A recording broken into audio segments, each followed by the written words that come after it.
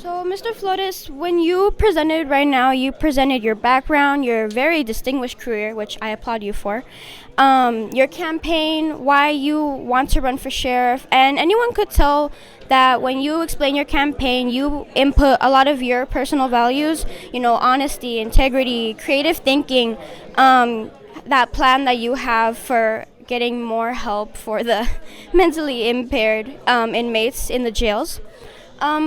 And I ask, what specific strategies do you plan to implement as sheriff to ensure that your personal values of honesty, integrity, creative thinking are reflected in the administration of law enforcement and in the care provided to the mentally impaired inmates within our department? An organization, when you look at organizational leadership, the organization takes on the personality of their leader. Your leader has to have the integrity, and most importantly, your leader has to be able or has to be willing to be held accountable. You brought up my disciplinary record earlier. I've been all about accountability. Anytime I've made a mistake, I've accepted my responsibilities and I've moved on and made sure that I didn't make the same mistake again. The organization needs to know that that's the level of accountability that I will hold all of my employees to. Every one of my employees has to know I'm going to lead by example. If I do something wrong, I will be held accountable. If you do something wrong, you will be held accountable. And that needs to trickle down. So we have what's called a disciplinary matrix, and we have a list of offenses for policy violations coming into what grades, whatever offenses you have there, and those are the lowest levels, and those are handled with letters of reprimand. And then we have a list of violations that are going to be handled with suspensions, and then we have a list of some that are going to be handled by terminations. And in your 33 years of experience, you've worked in almost every aspect of law enforcement. My question is, what advice from your personal experience would you like to give to our future generation of law enforcement, those who want to step into the law enforcement world and they want to start their careers?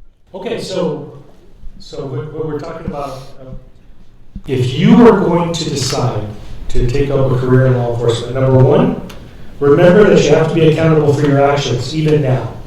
How many of you are 17 years old? Any 17-year-olds here? You are a legal adult in the state of Texas at 17, which means that you can actually go to jail now. You're no longer part of the juvenile justice system. In the state of Texas, once you're 17, you're accountable for your actions from a criminal aspect. You have to continue school. Law enforcement back in the day, back when I came on, didn't require any additional schooling. We were okay with our guys, not going to college.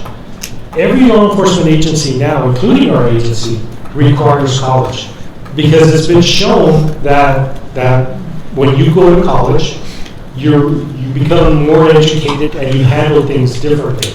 And from a law enforcement perspective, we want to be able to hire the best people that we can. One of the things that I will also tell you is that there have been many times where good officers have made bad decisions, and they find themselves on the other side of the law. Working public corruption cases, I've seen that. I've seen good officers come in and they're held accountable for what they did. I've actually been part of having to arrest officers. Some of them were my friends. I can tell you that there's no lower point in your career when it comes down to doing something like that.